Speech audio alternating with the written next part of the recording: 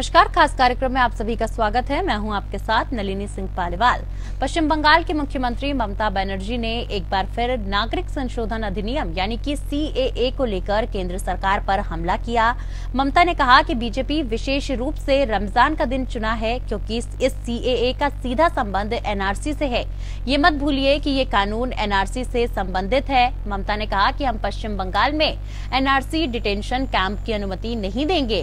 हम किसी को भी बंगाल में लोगों के अधिकार छीनने की इजाजत नहीं देंगे। इसके लिए मैं अपनी जान देने तक को तैयार हूं। सीएम मंगलवार को कहती नजर आई कि यहां उत्तर 24 परगना के हावड़ा में सरकारी कार्यक्रम को संबोधित कर रही थी। इस दौरान ममता ने कहा कि बीजेपी आने वाले दिनों में अशांति का खेल खेलने की कोशिश कर रही है। मुझे ये बात आपको स्पष्ट करनी है कि ये भारत की धर्मनिरपेक्षता की जड़ों पर सीधा हमला है। CAA का नियम भी स्पष्ट नहीं है। साथ ही NRC के नाम पर बीजेपी सरकार 13 लाख बंगालियों को बाहर कर दिया गया है। वहीं उनमें से कई ने आत्महत्या कर ली है। सीएम ममता ने कहा कि आप मुझे बताएं, आपके पास आधार कार्ड है या नहीं, आपके पास प्रॉपर्टी की दुकानें हैं या नहीं। जैसे ही आप आवेदन करेंगे आपको अवैध नागरिक घोषित कर दिया जाएगा। पहले DM कार्ड जारी करते थे, अब ये काम बीजेपी के हाथ में चला गया है। एक वोट के लिए आप सब कुछ खो देंगे, तुम सब कुछ खो दोगे। बता दें कि देश में CAA लागू हो गया है और उसके बाद से ही लगातार ममता बनर्जी CAA पे और केंद्र की सरकार पर हमलावर हैं। उनका साफ कहना है कि बंगाल में CAA लागू नहीं होने देंगे। उनका कहना है कि अगर जरूरत पड़ी तो हम अपनी जान भी दे देंगे, लेकिन बंगाल में CAA लागू नहीं होने देंगे। उन्होंने कहा कि CAA का सीधा असर NRC पर पड़ेगा और ये सीधा संबंध NRC से है। ये उन्होंने अपने संबोधन में ये भी कहा कि ये मत भूलिए ये कानून NRC से संबंधित है। आगे ममता बनर्जी ने कहा कि हम पश्चिम बंगाल में NRC डिटेंशन कैंप की अनुमति नहीं देंगे। हम किसी को भी बंगाल में लोगों के अधिकार छीनने की इजाजत नहीं देंगे। इसके लिए मैं अपनी जान देने के लिए भी तैयार हूँ। साथ ही सीएम ने मंगलवार को यहाँ उत्तर 24 परगना के हावड़ा में सरकारी कार्यक्रम को संबोधित करने के दौरान कहा कि ममता बीजेपी आने वाले दिनों में अशांति का खेल खेलने की कोशिश कर रही है। मुझे ये बात आपको स्पष्ट करनी होगी। ये भारत की धर्मनिरपेक्षता की जड़ों पर सीधा हमला है। बता दें कि देश में CAA लागू होने के बाद से तमाम विपक्षी दल अपनी प्रतिक्रियाएं दे रहे हैं और इसी लड़ी में ममता बनर्जी की भी प्रतिक्रिया सामने आई। उनका कहना है कि वो CAA के हक में बिल्कुल भी राजी नहीं है और बंगाल में राजी नहीं होने देंगी।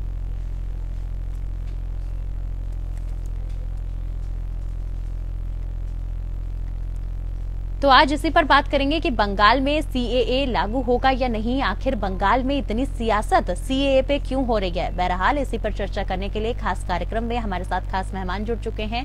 आप सभी का सबसे पहले उनसे परिचय करा दूं। हमारे साथ इस वक्त बीजेपी प्रवक्ता डॉक्टर निखिल प्रसून सिंह जी जुड़ चुके हैं। निखिल प्रसून सिंह जी, बहुत बहुत स्वागत है आपका। वहीं कुछ ही देर में हमारे साथ TMC प्रवक्ता सुमित मेहरोत्रा जी भी जुड़ेंगे और उनसे भी हम बातचीत करेंगे। सबसे पहले निखिल जी, मेरा सवाल आपसे ही है कि देखिए, लगातार जिस तरीके से CAA को लागू करने की पहले बातें कही जा रही थी और फिर अब चुनावों से पहले CAA को लागू कर दिया गया है, तो क्या लगता है अब लोकसभा चुनाव में इसका फायदा आपकी पार्टी को मिलेगा? जी नमस्कार जी। सबसे पहले तो मैं भारतवर्ष के यशस्वी प्रधानमंत्री आदरणीय श्री नरेंद्र मोदी जी और यशस्वी गृह मंत्री माननीय श्री अमित शाह जी को मैं बधाई देना चाहता हूं जी कि उन्होंने एक नागरिकता संशोधन जो एक्ट है उसके कानूनों को प्रतिपादित करके उन्होंने भारत की जनता के प्रति जो अपनी जवाबदेही थी, जो उन्होंने वादा किया था, उस पर पूरी तरह वो अवतरित हुए और उन्होंने जनता के प्रति अपने वादे को निभाया। दूसरी बात यह है कि मैं उन हजारों लाखों जो प्रताड़ित हिंदू शरणार्थियों के प्रति उनको बधाई देता हूं, जिन्होंने इतनी प्रताड़ना के बाद भारतवर्ष में शरण लेने के कई वर्षों के उपरांत भी अपनी नागरिकता नहीं पाई थी और जिसके फलस्वरूप उनकी प्रताड़ना लगातार चलती रही। तो मैं यह मानता हूं कि ये एक तरह से जो भारतीय जनता पार्टी के अब तक का जो उसका सिद्धांत है उसको पूरी तरह परिपोषित करता है और हमारे जो मानवीय दृष्टिकोण से भी जो हमारा जो यह मूल आधार था, जिसमें कि प्रताड़ित हिंदुओं को बौद्ध, सिख, जैन, इन सबों के प्रति जो हमारा कर्तव्य है उनका हमने निर्वहन किया है जी। दूसरी बात यह है कि जहां तक ममता बनर्जी या बाकी लोगों का प्रश्न है, उन्हें यह पता होना चाहिए, जैसा कि गृह मंत्री ने और गृह मंत्रालय की तरफ से कई बार ऐसी बातें आई जिसमें यह बार बार रेखांकित किया गया है कि यह नागरिकता छीनने का कानून नहीं है, बल्कि नागरिकता प्रदान करने का कानून है जी। नागरिकता प्रदान करने का कानून है, और इससे यहाँ भारतवर्ष में रहने वाले मुसलमानों के प्रति कोई दुर्भावना इस कानून में नहीं है। उनकी स्थिति पर कोई भी फर्क नहीं पड़ेगा। आखिर बताइए कि बांग्लादेश, पाकिस्तान और अफगानिस्तान से जो प्रताड़ित हिंदू, जैन, बौद्ध, सिख इत्यादि हैं, वो किस देश में जाएंगे? पिछले कई दशकों से जो प्रताड़ना का शिकार हो रहे हैं, आखिर वो जाएंगे कहाँ? इसके प्रति क्या सरकार की जिम्मेवारी नहीं है? और ये कहना ये मुसलमानों के प्रति एक तरह से दुर्भावना से ग्रस्त है, एक तरह से भड़काने का प्रयास है, और मैं इसकी घोर निंदा करता हूँ। नहीं, ममता बनर्जी तो ये भी कह रही है निखिल जी कि देखिए, विशेष करके एक ही दिन का चुनाव किया गया और उसी दिन लागू किया गया, रमजान के पहले दिन जो है इसको लागू किया गया। बहरहाल इस सवाल पर मैं आऊंगी। इसी बीच हमारे साथ टीएमसी से सुमित मेहरोत्रा जी जुड़ चुके हैं। सुमित मेहरोत्रा जी, बहुत बहुत स्वागत है आपका। लगातार जिस प्रकार से सीए को लागू किया गया, सीए को सरकार का मास्टर स्ट्रोक बताया जा रहा है, कैसे देख रहे हैं आप लोग सीए को? नलिनी जी, देखिए, भाजपा इस समय भाईचारा खत्म करने की बात कर रही है सीए की आड़ में लेकर के। ये देखिए 2019 में जब ये लेकर के आए थे और अभी तक इन्हें समय नहीं पाया। 2019 से अभी तक अगर ये सीए लागू करना था, कोई चीज लागू करनी थी, तो 2019 में जब कोई चीज लेकर के आए तो 2020 में कर देते, 2021 में कर देते। आप 2024 से ठीक चुनाव से पहले ही क्यों, और रमजान के दिनों में किसी एक समुदाय को प्रताड़ित करने का काम कर रहे हैं और कह रहे हैं हम प्रताड़ित नहीं कर रहे हैं। कि देश में क्या करना चाहते हैं, दंगा करना चाहते हैं, क्या करना चाहते हैं कि नियत में खोट है। आज केवल सीएए को लेकर के जिस तरीके से चाहे बंगाल हुआ, असम हुआ, चाहे अलग अलग क्षेत्रों में जो विरोध हो रहा है, वो इसीलिए हो रहा है कि इनकी नीति में कहीं ना कहीं खोट है सीएए को लेकर के। तो केवल एक समुदाय को बता, तो ये कहते हैं कि सबका साथ सबका विकास की बात करते हैं, इसी तरीके से करेंगे सबका साथ सबका विकास। आप किसी एक धर्म को अपमान करने का, आप कह रहे हैं हम बाहर से लेकर के आए थे, जो पाकिस्तान है, बांग्लादेश है या और भी कंट्रीज से जो लोग हिंदू भाई हैं, उन्हें लाकर के हम बताएंगे अरे भाई पहले तो यहाँ पे लोग फंसे हुए हैं, पहले आप उनको तो सही से रखिए, उनको उनके हक की बात करिए, उनके व्यापार की बात करिए, तभी तो आप दूसरे को कर पाएंगे। भाई इन्होंने आज तक 2014 के बाद से आप मुझे बताइए कितना काम करा है देश के अंदर। देश में केवल अर्थव्यवस्था खराब करने की बात हुई है। विकास के ऊपर बात नहीं करेंगे, रोजगार के ऊपर बात नहीं करेंगे। कहीं कह रहे थे राम मंदिर हमने दिया, 370 हटा दी। अरे भाई 370 हटाने के बावजूद आज तक वहां पर क्या विकास हुआ आपका? क्या बात है आपके 370 पर? क्या अमन चैन हो गया भाईचारा? भी नहीं है। मैं इस पर कहना चाह रहा हूँ, इस पर मैं कड़ी आपत्ति व्यक्त करना चाहता हूँ। देखिए, सवाल ये उठता है कि नागरिकता संशोधन जो विधेयक है वो आज के देश में उसकी अधिसूचना जारी हो चुकी है, वो कानून बन चुका है। पहली बात, वो किसके लिए है? जो बांग्लादेश, अफगानिस्तान और पाकिस्तान से जो प्रताड़ित हिंदू, बौद्ध, सिख, जैन जो शरणार्थी है, जिन्होंने वर्षों से प्रताड़ना का दंश झेला है, उनके खिलाफ इन पार्टियों के मन में इतनी नफरत क्यों है? पहली तो ये बात बताएं। दूसरी बात कि जो भी ये किसी भी मजहब के खिलाफ नहीं है। अगर कोई भी मुस्लिम सिटीजनशिप एक्ट के माध्यम से अदनान सामी को कैसे सिटीजनशिप मिला? कोई भी अगर व्यक्ति है, कोई भारतीय है या मुस्लिम व्यक्ति राज्यों में, देशों में अगर प्रताड़ित है, सुमित जी एक एक करके सुन लेते ना, जवाब ले लेते हैं।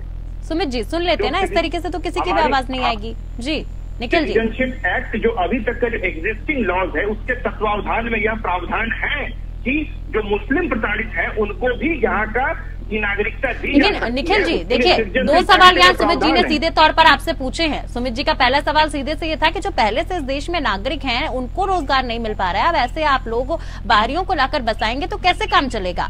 कहाँ से? आप लोग कहते हैं जनसंख्या बढ़ती जा रही है, तो ऐसे में जनसंख्या नहीं बढ़ेगी, रोजगार की बात नहीं होगी, विकास की बात नहीं होगी, और ठीक चुनाव से पहले ही सीए लागू करने की बात कही गई।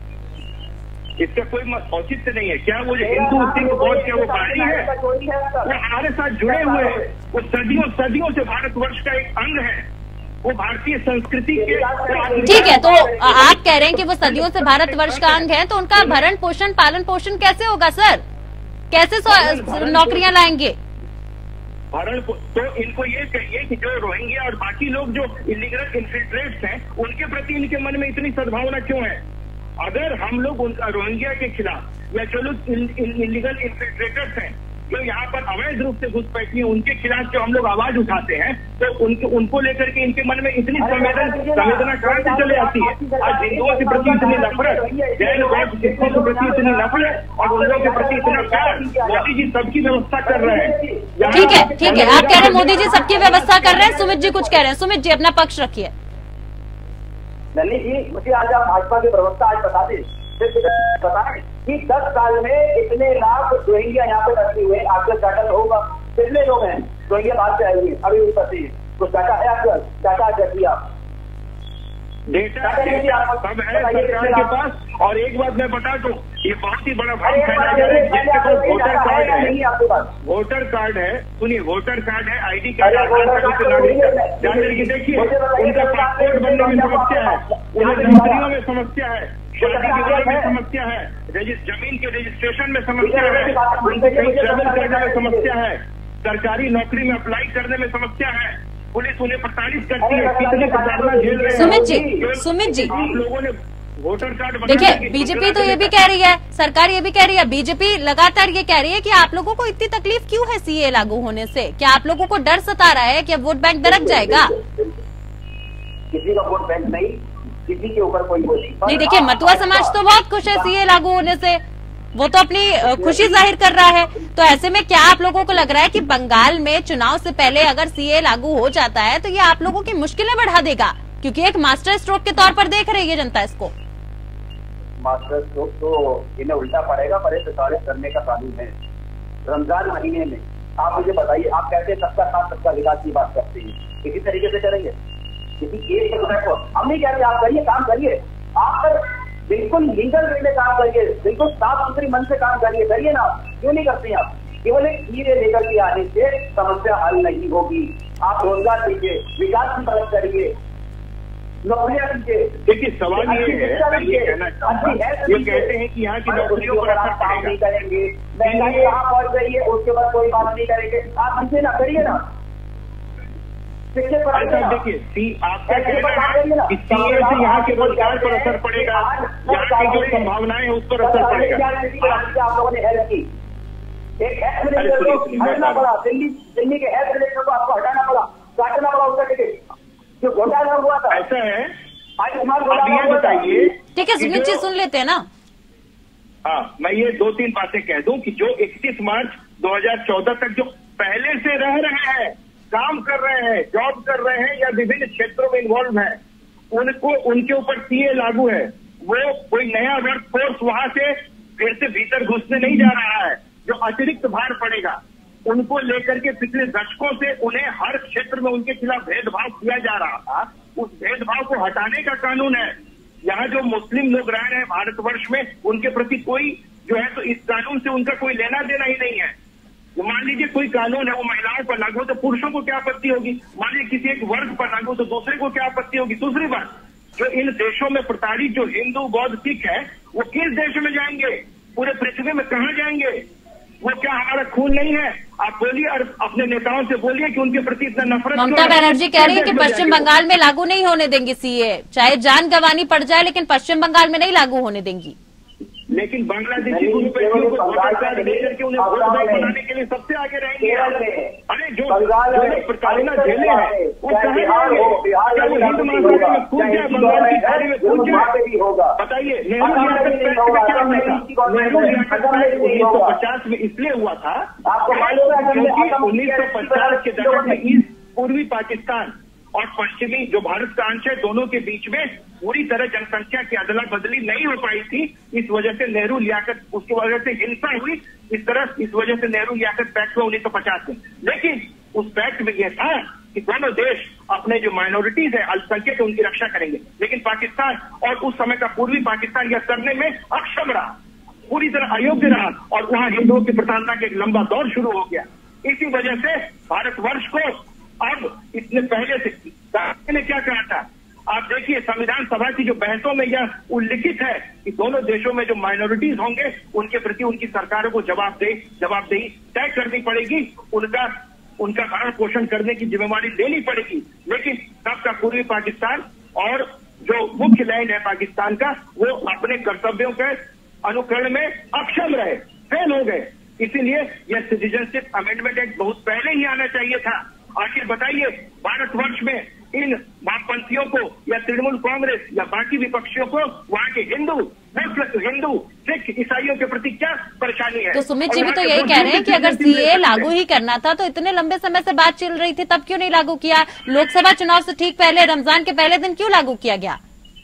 आपने पिछले 70 साल में क्यों नहीं लागू किया? मैं ये कांग्रेस और विपक्ष से पूछना चाहता हूँ। बता रहा हूँ, उसका कारण ये है, उसके नियम कानून, उसको सुप्रीम कोर्ट में चुनौती देने की बात आती है, उसके लिए हमें कानूनी आधार तैयार करने की जरूरत है, पोर्टल बनाने की जरूरत है, लोगों की राय लेने की जरूरत है, एक ऐसी प्रूफ व्यवस्था करने की जरूरत थी जिसे कि कानून में सुप्रीम कोर्ट में चैलेंज नहीं किया जा सकता है, और अगर होता है तो निरस्त हो जाए।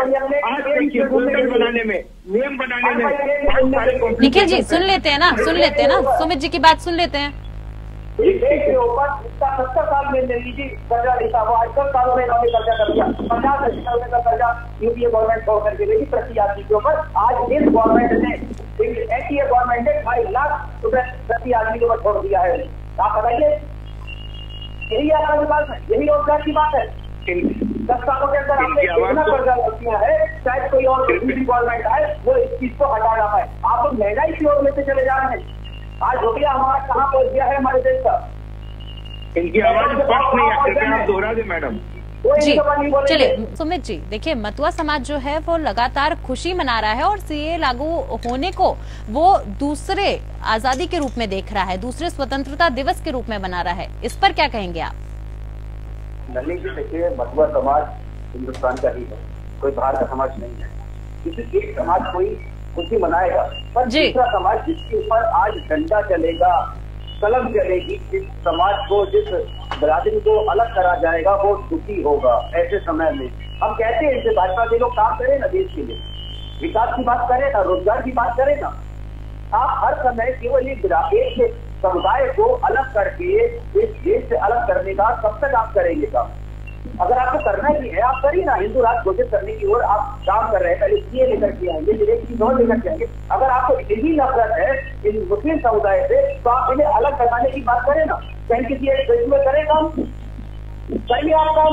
करना नहीं है, सभी कहते हैं हिंदुस्तान देशवासियों के लिए। आपने क्या काम किया? 80 करोड़ लोगों को बेरोजगार बना दिया। आपका तो बिल्कुल नहीं। देश के ऊपर कर्जा लाद दिया, 10 सालों में कर्जा आपसे कर्जा लाद दिया, नौकरियां ठीक है निखिल जी सुन लेते हैं, फिर आपके पास आती हूँ। जी निखिल जी, सुमित जी मेरी बात कंप्लीट होने दीजिए, मेरी बात कंप्लीट होने दीजिए, आप बोलिएगा। आप बोल रहे हैं कुछ था, कब तक आप लोग देश को ठगने का काम करेंगे? समाज के ऊपर काम करिए ना, भाईचारा खत्म करने की बात आप कर रहे हैं।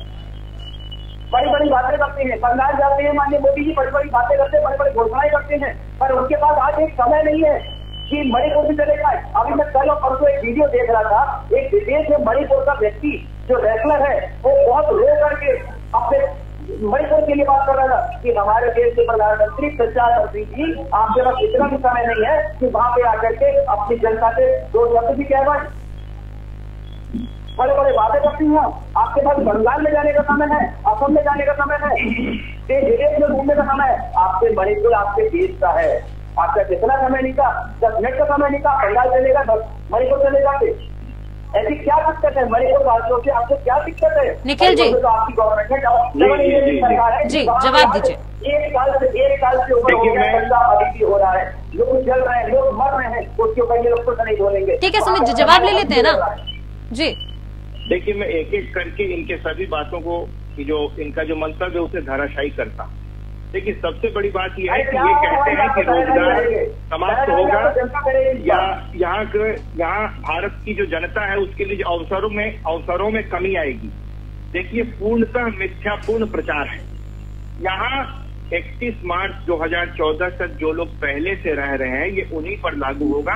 वो कहीं ना कहीं किसी न किसी काम में, रोजगार में लगे हुए हैं, लेकिन उन्हें भारी असुविधा हो रही है उसे दूर करने की, पहली बात। दूसरी बात, यह सिटीजनशिप अमेंडमेंट एक्ट जो है वो 11 साल से लेकर के उसको एक तरह से फास्ट ट्रैक करने के लिए 6 साल की उपलब्धता होनी चाहिए कि उन्होंने भारतवर्ष में समय बिताया है अन्य कंडीशंस के अलावा। तीसरी बात, यहाँ के रहने वाले मुसलमानों पर यह इससे कोई लेना देना नहीं है, उस पर कोई फर्क नहीं पड़ेगा। चौथी बात, अगर इन तीनों देशों में जो प्रताड़ित मुसलमान हैं वो फिर भी जो एग्जिस्टिंग सिटीजनशिप एक्ट जो है वो उसके तत्वावधान में अपने सारे डॉक्यूमेंट दिखा करके वो प्रताड़ित है, जिस तरह से अदनान सामी और शायद तस्लीमा नसीर और काफी सारे नाम है, 56 से लेके 60 लोगों ने लिया है, वो उससे ले सकता है। तो इसीलिए इस तरह की कोई दुर्भावना रखने का कोई सवाल ही नहीं। चौथी बात, पांचवी बात ये है कि इस तरह की जो बातें होती हैं उसके पीछे सबसे बड़ा कारण जो मैं ये देखने में मिल रहा है वो है वोट बैंक की राजनीति। वोट बैंक को परिपोषित करने के लिए, वोट बैंक को अपना आधार बनाने के लिए जो विपक्षी दल है वो किसी भी हद तक जा सकते हैं। हमने देखा कि बांग्लादेश का जो 2000 किलोमीटर जो पोरस बॉर्डर है वहां से जितने जो घुसपैठी आते हैं उनको तो इन पार्टियों ने अपना वोटर कार्ड, आधार कार्ड बनवा करके। निखिल जी, आप लोग बंगाल में जाते हैं तो बांग्लादेशी शरणार्थियों को घुसने नहीं देने की बात कहते हैं, आप लोग कहते हैं हमारी सरकार आएगी तो बांग्लादेशी घुसपैठों को घुसने नहीं देंगे, और एक तरफ नागरिकता दे रहे हैं दूसरे लोगों को। तो क्या ये दोहरी राजनीति नहीं है कि चुनाव से पहले आप लोग भी सिर्फ वोट बैंक के लिए ये राजनीति कर रहे हैं? देखिए, घुसपैठिया और शरणार्थी में अंतर है। शरणार्थी वो होता है जो कि अपने देश से प्रताड़ित होकर के वो भारतवर्ष में आने को मजबूर हुआ है। घुसपैठिया इलीगल तरीके से आता है और वो उन क्राइटेरिया जो यूनाइटेड नेशंस का जो चार्टर है शरणार्थियों का उसे फुलफिल नहीं करता है। अगर किसी शरण देने पे सवाल नहीं उठ रहा है, लेकिन टाइमिंग पे सवाल जरूर उठ रहा है। लोकसभा चुनाव बेहद करीब है। नहीं, ये तो उस पर भी सवाल उठा रहे हैं ना, ये तो कह रहे हैं हम सीए लागू नहीं होने देंगे। देखिए, सिटीजनशिप जो है वो केंद्र का विषय है। अगर कोई राज्य यह कहता है कि हम अपने राज्य में लागू नहीं होने कर देंगे, भारत के प्रति अपना भारतीय संविधान के प्रति अपनी दिखाता है और इस तरह से सुमित जी, लागू होने के बाद भी आप कह रहे हैं कि लागू नहीं होगा। क्या आप लोग सरकार की नीतियों का भी अब इस प्रकार से विरोध करने वाले हैं क्या? राज्यों को अधिकार नहीं है केवल केंद्र के अधीन में है जानना चाह रहा है। जो दूसरा समुदाय है, अल्पसंख्यक समुदाय है या और भी जातियां हैं, वो ये जानना चाह रहे हैं 2019 से अब तक क्या कर रहे थे आप? आज इतना लंबा समय हो गया, 2019 में क्या कर रहे थे, उससे से लेकर अब तक। लेकिन आप कह रहे हैं कि अब तक क्या कर रहे थे, अगर आप लागू कर रहे हैं तो आपकी किस चीज की नाराजगी है? अब करने दीजिए, आप तो कर रहे हैं ना सर। करने दीजिए ना लागू, दुखी होने की क्या बात? इस आड़ में कई ऐसे लोग हैं जिन्हें प्रताड़ित करने का काम भाजपा करेगी। यदि आपने खुद ही कि लेकिन जी आप बताइए, आप बांग्लादेश से लोग आएंगे, आप उन्हें बुला करके अमेंडमेंट आप देंगे, आप नागरिकता देंगे तो जी वो लोग आ चुके हैं। अभी आपने सब पूछा ना, देखिए शरणार्थियां इन्होंने दो चीजें गिराने लगे उसमें ये अपने आप। अच्छा, जो भाजपा के पास जाकर के जाएगा साहब हमें नागरिकता दीजिए, उसे नागरिकता मिल जाएगी, जो भाजपा के पास नहीं जाएगा उसे नागरिकता नहीं मिलेगी। क्या यही आपका कानून है? यही चीज करने वाले आप रोजगार की बात करिए, शिक्षा की बात करिए, स्वास्थ्य की बात करिए, लेकिन जी देश आपको सलाम करेगा। मैं आपसे दावा करता हूँ, आप काम करिए और काम आपको करना नहीं है। 10 साल में आपको कितने हॉस्पिटल बना दी, कितने एम्स बना दी, कितने IIT बना दी। ठीक है, कम शब्दों में निखिल जी जल्दी से अपनी प्रतिक्रिया दीजिए, वक्त का अभाव है। देखिए, अभी तक सच्चर आयोग का जो मांगे थी, जिसमें जो फाइंडिंग्स आया है उसमें कहा गया कि अल्पसंख्यकों को ऑल इंडिया सर्विसेज में 3% से भी कम है। बाद में भारतीय जनता पार्टी आदरणीय मोदी जी ने उसे कम बढ़ा करके करीब 10% तक कर दिया है। योजना, उत्साह योजना, ऐसी हजारों स्कॉलरशिप की योजनाएं हैं जिससे कि अल्पसंख्यकों का विकास हो रहा है और आप लोग शुद्ध तुष्टिकरण पर उतर गए हैं। आप लोग बांग्लादेशी घुसपैठी और जो आतंक। चलिए, वक्त की कमी है, बड़ी माफी के साथ आप दोनों को यही रोकूंगी। बहुत बहुत शुक्रिया आप दोनों का हमारे साथ जुड़ने के लिए। देखिए, चुनाव बेहद करीब है, ऐसे में देखना बेहद दिलचस्प होगा कि CAA के लागू होने का आखिर जनता के वोट पर क्या असर पड़ने वाला है। बहरहाल, खास कार्यक्रम में मेरे साथ बस इतना ही। नमस्कार।